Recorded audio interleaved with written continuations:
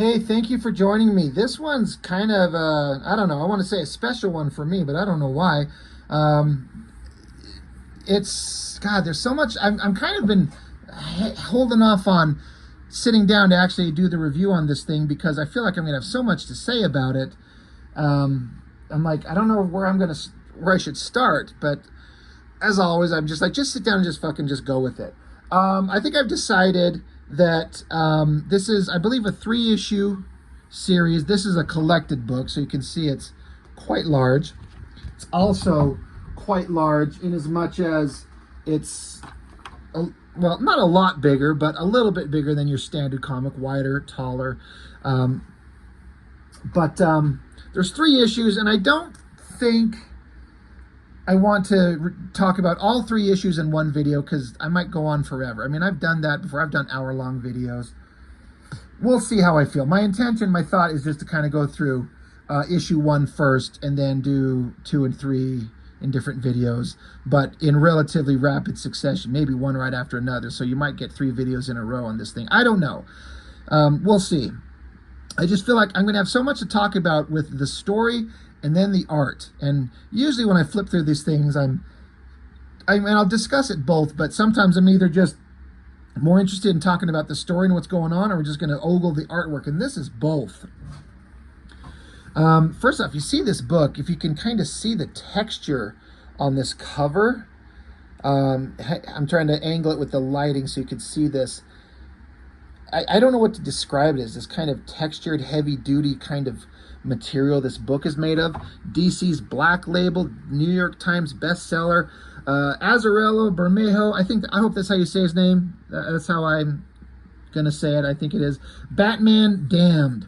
I heard about this book, and I think that there's one thing, the big problem with this book, not for me, is that whenever somebody mentions this book, they mention one thing: Batman's dong. This is the book where Batman's dick was shown, and that becomes such a huge blow up. Everyone lost their minds on that. And every time, like, I put up a little teaser that I was going to talk about this, I had several people mention to me, oh, the Bat Dick book. And I'm like, I get it. But I'm like, this thing is so much better than just one little panel with a little heavily shadowed hint of Batman's dick flopping around.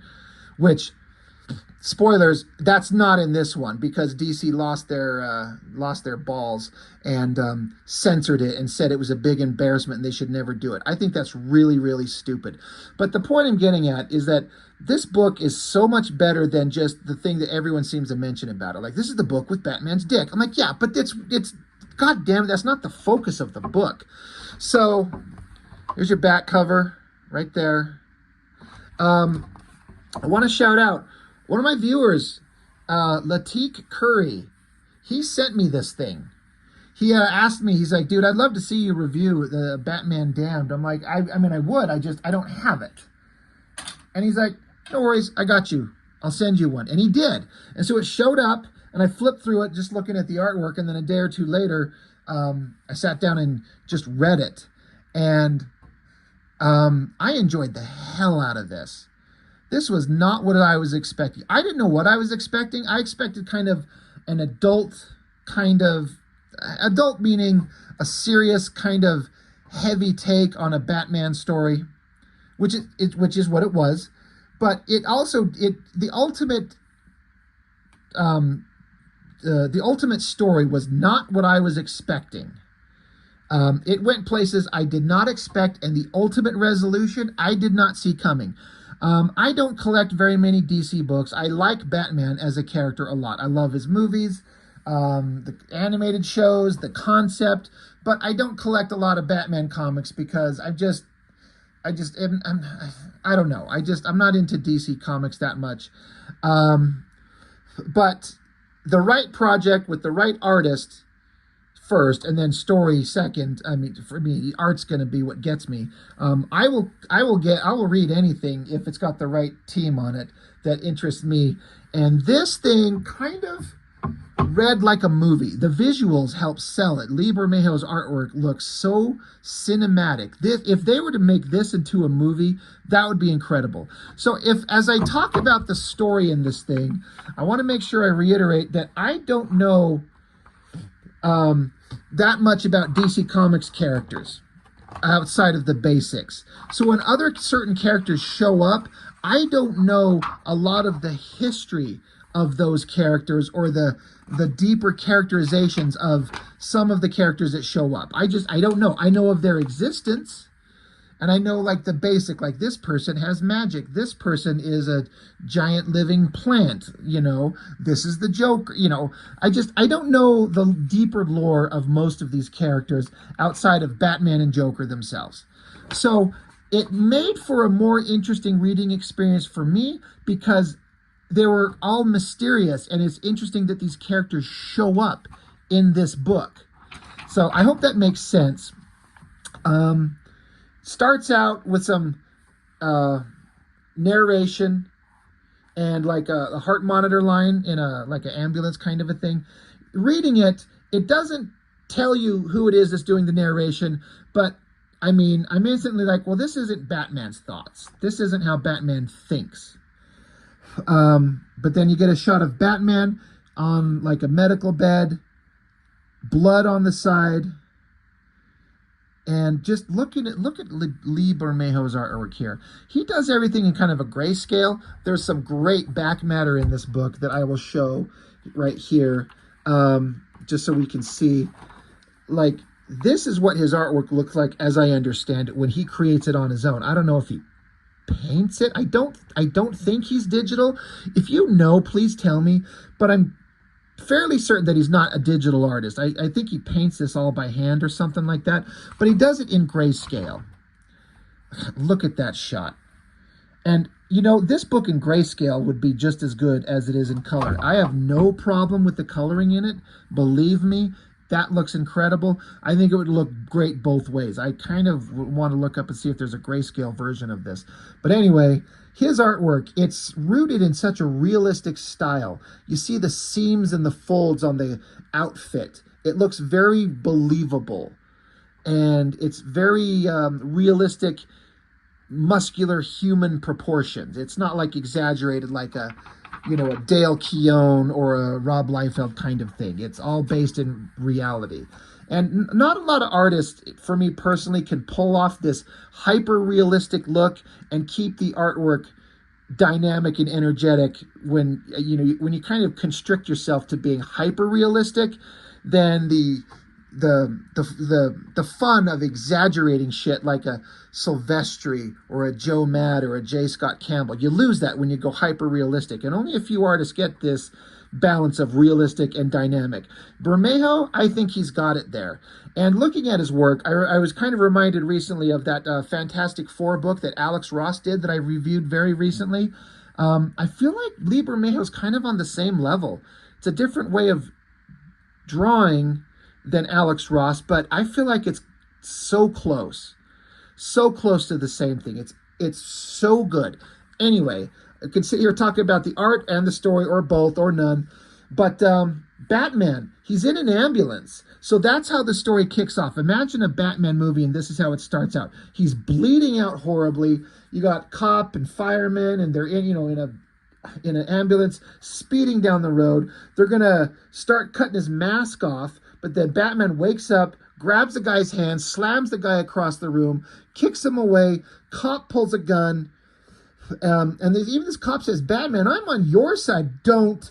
And then so Batman just says, "Make me," and then he like shoves the guy out the back of the ambulance. Like, Batman's like, "I'm getting the fuck out of here." The speed and motion of that lower panel right there, that is so great. But again, imagine if this is a movie and this is how it starts. And again, like I said, I didn't know what the story is about. Some people, maybe you've heard, you know what the ultimate payoff is in the book, what the point of it is. I feel like if you already know what this book does, it ruins the reading experience. I found, because I didn't know where this was going, when I got to the end, I was like, oh, I did not see that coming a million miles away. And so not knowing what it was, I didn't have it spoiled. So I guess what I'm saying is, if you want to read this, don't let me spoil it for you. Go find it and shut this video off. But if you've seen this, I'm just kind of explaining the joy that I got out of it from reading it fresh, not knowing what the hell was going to happen. It's also kind of an Elseworlds tale. It's not standard Batman continuity. And that type of shit interests me. The Batman continuity of the main character, Batman Prime or whatever, it's so convoluted with so many extra characters in the Bat family with, Dick Grayson and Jason Todd and Damian, whatever the hell his name is, and Catwoman's and all these characters. I can't keep it straight. I don't care. I like it when it's just Batman fighting bad guys. So shoves the cop out of the back. I keep almost calling it a Batmobile. The ambulance tumbling onto the ground. You get this amazing shot of Batman on his knees just looking up at Gotham. This smoky, dirty city. A bunch of people are kind of coming up around him. The cop's kind of freaking out, like, stay back, everyone, stay back. And then it's interesting that all these kind of looks on these people's faces are just kind of staring at him. It's almost like they're not reacting in a way that I would have thought. And I'm not sure if I understand why all these people are staring at him. I think I do now. I think I get it. Random, I look at this shot of this character right here. I'm going to bring it up closer. This guy here, for some reason I look at it, I was like, is that referenced after Tom Cruise? Like, exaggerated a little bit, but I see Tom Cruise in that a little bit. Which would make sense. You got to find reference, and why not? Just a random thought. But Batman, he's wounded. To get loaded up into an ambulance, he had to have been unconscious, right? He's out. But then he comes to, dives out, got to get away. He's stabbed, bleeding, wounded. And so he runs into the night. Now, again, there's all this narration going on. If I had to make a small critique, I don't know if I liked all the narration going on. I'm not saying it's bad. I'm not saying I could do any better. I absolutely could not. This would almost work better just without any of this shit, with any of this narration. But there is a point to it. So it's just a minor thing. It's not like something that ruined it for me. But, so Batman goes off running into the night. I like this reflection of his feet down into the water, kind of trips and tumbles into the garbage. And then he gets out a radio or a communicator, and he says, Alfred, I need your help. And so I think that that's interesting because, Batman calling for help, calling for Alfred. I mean, that's that same kind of thing that happened in Batman Begins when Christian Bale got gassed and torched by the Scarecrow. He dove out of the building and then zipped up, and he gets on the phone. He's like, I need help. So I just kind of thought that was kind of an interesting kind of similarity. But it says here, Batman, it says he's running for his life, which, by the by, has an end. They all go, lives, part of the great plan, I guess. Endings, though, have to start somewhere. So then you see Batman falling through the sky or the air somewhere, blood dripping out. And then look at this incredible shot of this bridge. It's so well done. And then again, the coloring, it's just this murky, foggy. It almost feels like what I kind of seem to remember seeing descriptions of like old London back in the day during the Industrial Revolution, where the skies are just filled with like coal burning soot through the air. It just looks like this dark, dirty, gross city. But here, with the little highlight in the sky in the distance, is a silhouette of Batman falling. So I'm like, is this showing how he got injured and fell? And is that what's going on? Again, incredible artwork. Batman splashes into the water, falling from that height. The text says he should be dead, back broken at the very least. But the least he's never been. He's the best. To hell with the lad from Krypton. So whoever's narrating this is saying that would have killed anybody else. But Bruce Wayne has never been, an average person. He's a badass. Look at this shot of him in the water, the light coming through. So great. And I love how the narration is saying, to hell with the guy from Krypton. This guy is amazing. He pops his head out of the water. And then I love this shot of like a blurry, it's like Batman's vision is blurred through the water, through the fall. There's some people standing here. But then he looks at Batman. He says, Mother. And it says, Bruce. And he says, we're here, son. You're doing fine. You've got this. So he sees his mom and his dad. And so then his feet are still underwater, and little hands are coming up under the water, grabbing his boots and pulling him down into the water. The text says the story, it's a difficult one. See, I want to influence its outcome, but the lives involved, their souls are part of ours. The old plate of shrimp, cosmic unconscious. So the text is being overly cute and clever, but then maybe that's probably appropriate to the character that's narrating this story. But just looking at the visuals, Batman splashes down in the water. He sees a vision of his parents, and then some hands are dragging him underwater. I'm like, creepy. So we cut back now to Batman back in the alleyway. And so I was taking that to be, this is what happened to Batman. He was attacked, he fell, splashed into the water, had some kind of horrible vision, almost drowned, but then somebody found him, threw him in an ambulance. Now he's out, he's lying in an alleyway, he called for Alfred's help, and in the distance, oh God, I love that hand and that glove right there. In the distance, through the light, comes a guy in silhouette, and if you see this shot, you know, the text says, always the worst words could be spoke at me. You need my help. You either are or will be beyond redemption. Not my fault, I tell myself, but lying is a hobby to me. Your original, unreliable narrator, John Constantine. So there is Constantine. He shows up in Batman's presence. Now, again, I have not read any comics with Constantine. I understand his character. I understand the basic premise of him. I've seen the Keanu Reeves movie, which I think it's a good movie, and I feel like it's close-ish enough to not be an insult to the character. And if you watch my videos, you know I talk about the Planetary series, and there was one issue where they did like an alternate version of John Constantine, a guy called Jack Carter, which was it's just Constantine, but just Warren Ellis giving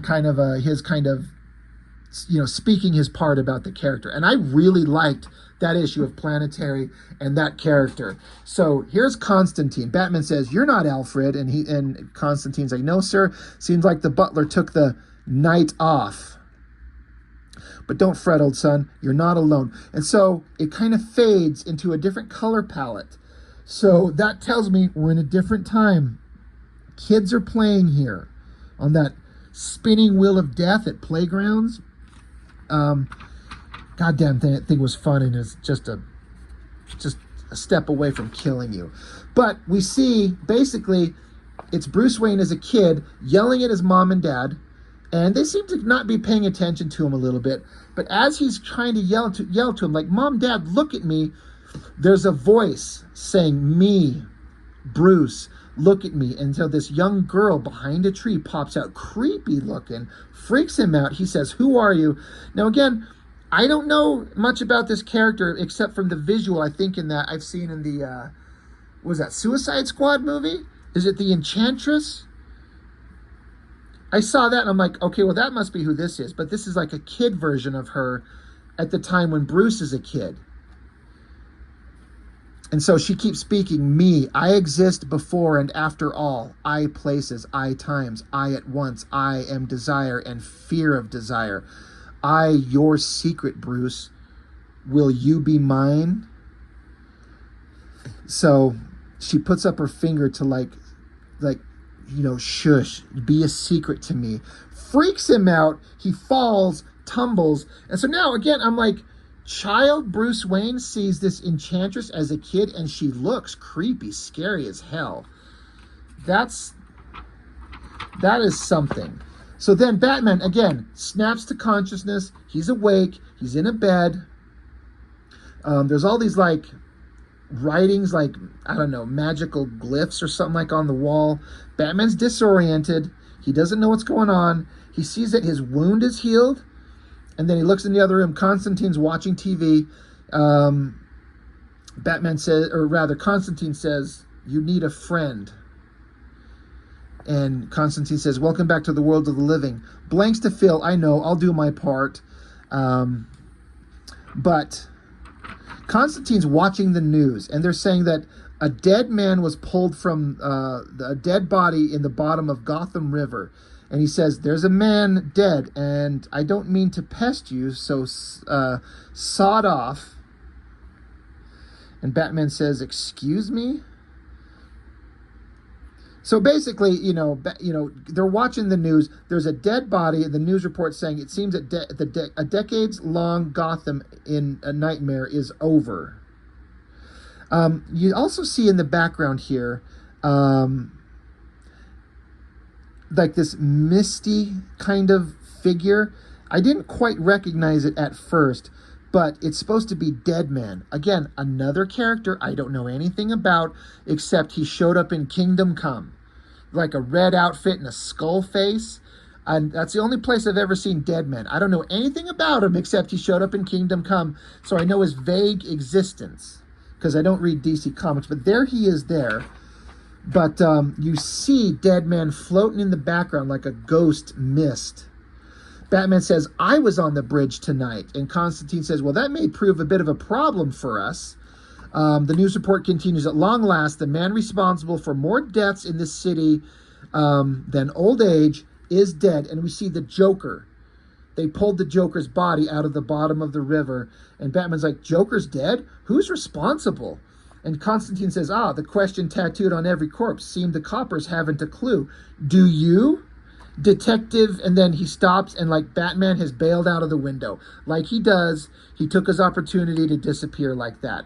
And then Deadman is still floating like a ghost here. So Batman said he was on the bridge, which is close to where they found Joker's dead body. So he's like, well, who killed the Joker? So Batman's implying he doesn't know who did it. So who did? And they're like, yeah, that's what no one knows. So a great splash page of Batman just jumping out into the city. So great. Dives down, falling, and then we cut back again to the color palette that matches where we're back in time with Bruce Wayne as a kid. So he's like spitting over the edge of this bridge. Now in the background, this is another thing that threw me off. I didn't understand what I was seeing. So that's Bruce Wayne, and there's presumably Thomas Wayne. He says, look, it's not a good idea. My son is, and then, Bruce is like, Dad, I've counted 17 before my spit hit the water. That's long, right?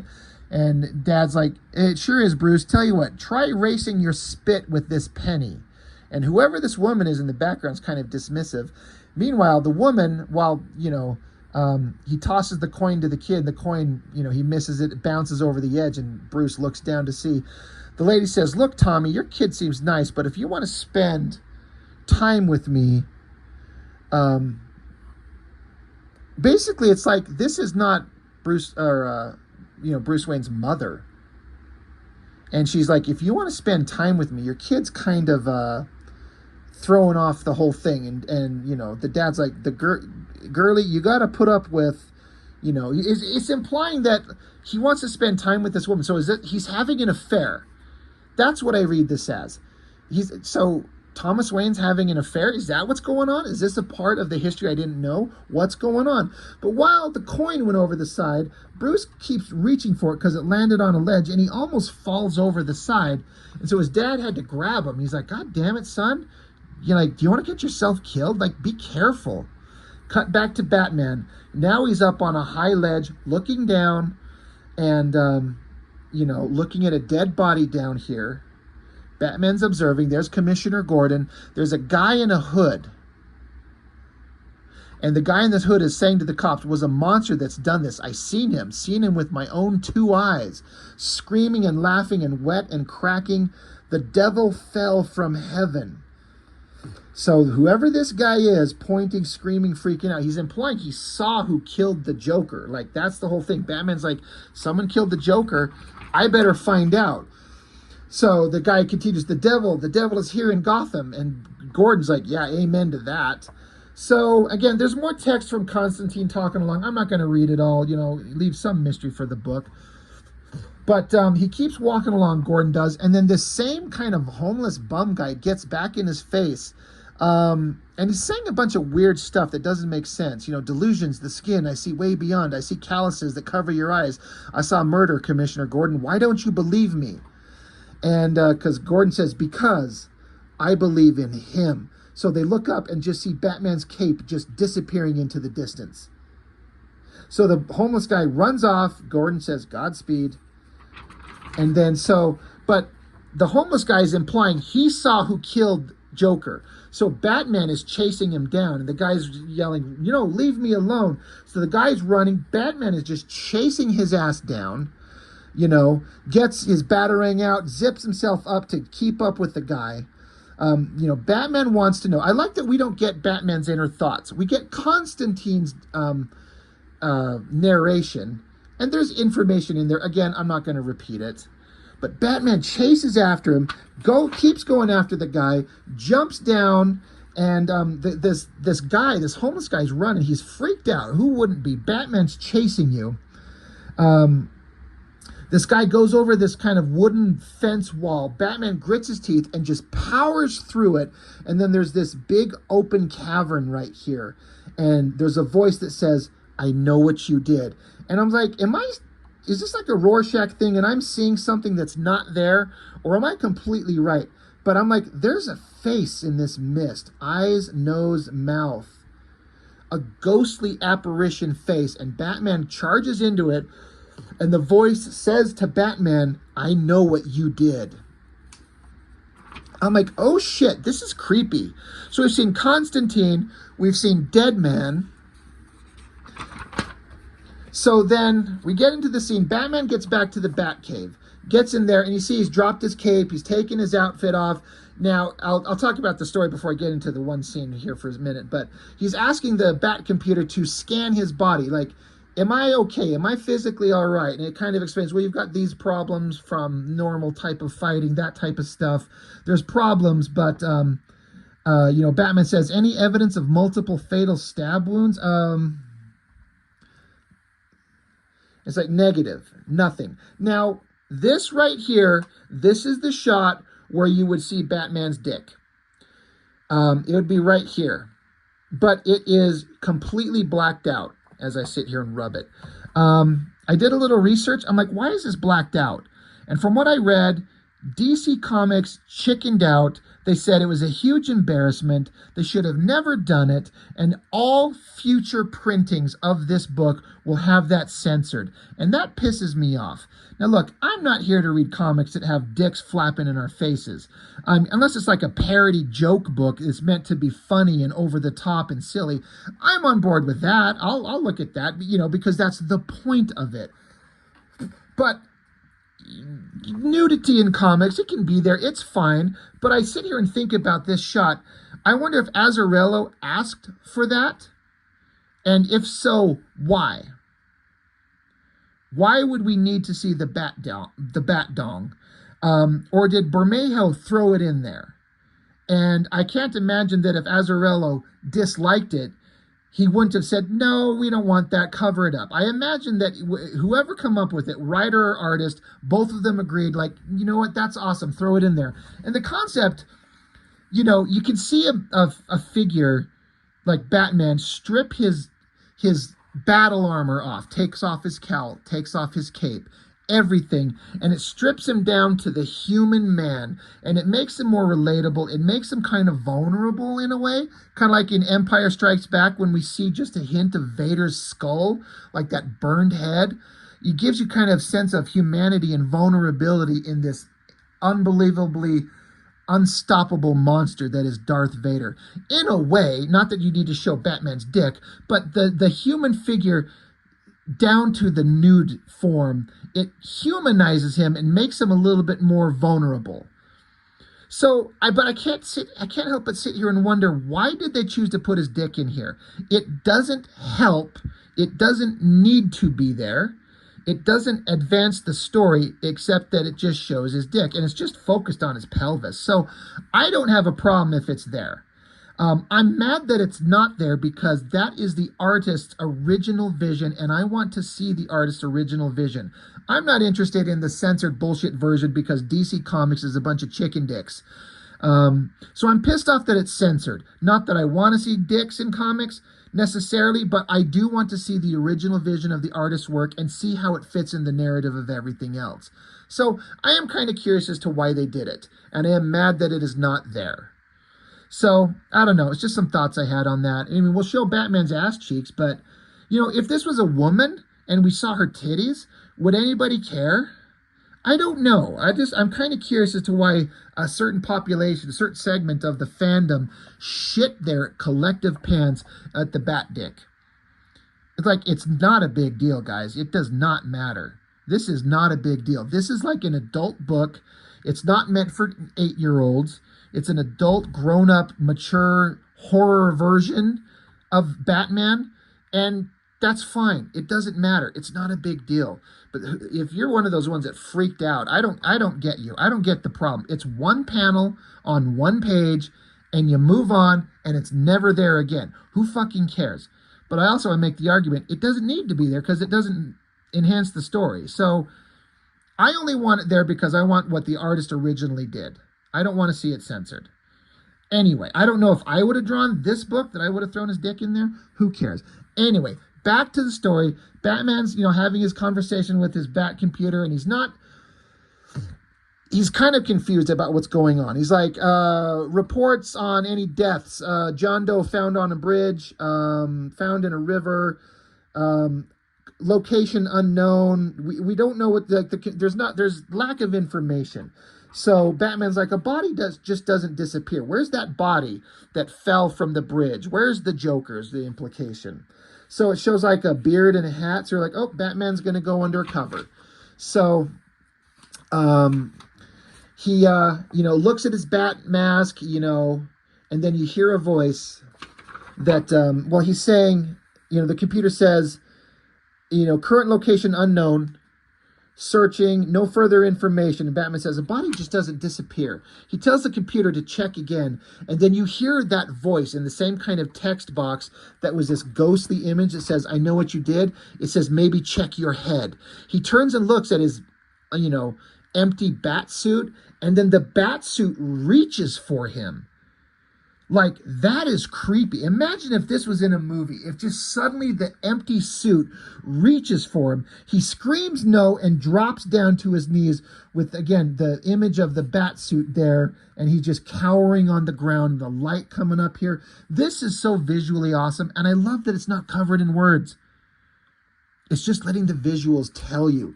This is like a perfect storyboard for an amazing movie they'll never make. But something is creepy going. Some creepy's going on. He's freaking out. He doesn't know what's going on. Meanwhile, later on, you get a bunch of people gathered around a girl in fishnets on her legs and a top hat. I'm like, Zatanna, right? Again, don't know anything about her. Never read any comics with her. I just know that she's like in the DC world. She's a magician. I almost said musician. But she's over here doing a card trick. And then you got this guy right up front. Like, it's obvious this is Batman in disguise, listening around, trying to gather intel. And she's doing a card trick. All these people are watching. She's trying to, see if they can follow the card, right? So she's there. And then meanwhile, while Batman's watching on, we see, I don't think it's indicated. I want to make sure I'm not missing anything before I move on. But suddenly a guy says something. He says, hey, Batman, nice disguise. And this guy's looking down on him with a creepy look on his face, and his skin looks weird. But then you see Deadman just exit out of this guy's body and says, oh, fuck, I'm going to be...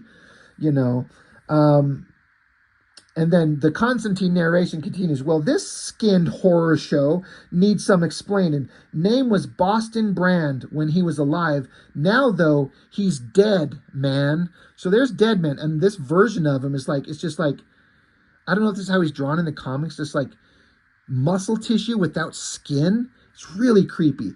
But I understand he can possess bodies. He's like a ghost. But he possesses a body, he can control it, but apparently not for very long. And so when he goes into a body, he can't stay there for very long. And so he travels from this body to this woman's body. He's like, hey, Batman, nice disguise. So he goes into this girl's body, much better. Now, as I was saying, there's a conspiracy against you. Dark forces, man. And if you don't... You know, it's like he's warning Batman. There's something going on. People, evil energies are conspiring against you, Batman. You better be careful. And then he stops, and Zatanna kind of interrupts. And then, you know, he exits the body. Whenever he exits a body, the person there is left sick. So then Deadman exits out of her body and goes into the dog. And so the dog starts barking. So Batman kind of growls back at it. The dog takes off.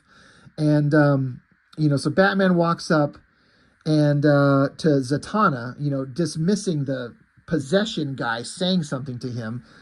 And so Batman in disguise says, he asking Zatanna, it's like, hey, I'm looking for a buddy of mine, probably Ben at the city mission, looking for a buddy of mine. He's been there more than once. I'm worried about him. I got to find him. Wearing green. He's pale, sick. And so she goes, crazy? Is this your friend? And holds up a Joker card. Great shot. Great shot.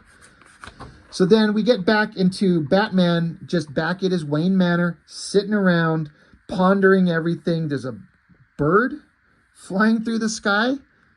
And it cuts back again to going back in time to now we got young Bruce Wayne in his bed, and he's hearing an argument between his mom and dad. Like, I'm not stupid, Thomas. He's like, Martha, I'm not calling you, and will you listen to me and stop yelling? You're going to wake up Bruce.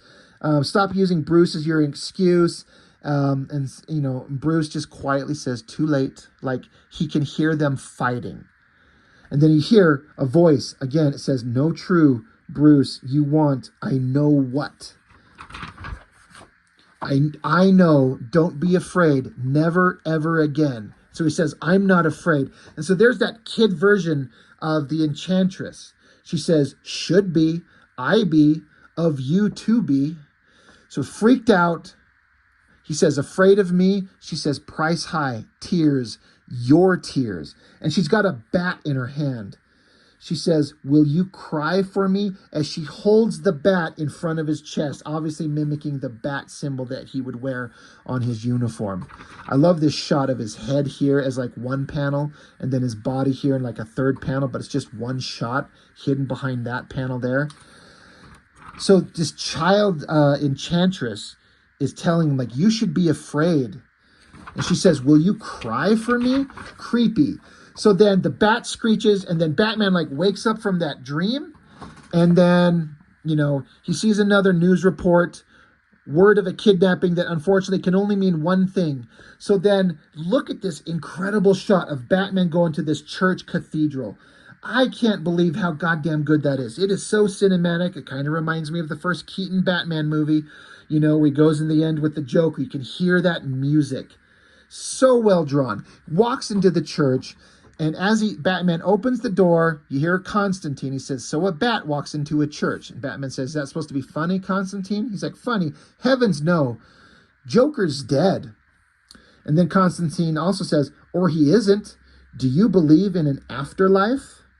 So then Batman looks up, and you see, because they're in this church, I can't get over the architecture on that. It's so beautiful. But they look up, and then the end of book 1 is an image of Jesus on the cross.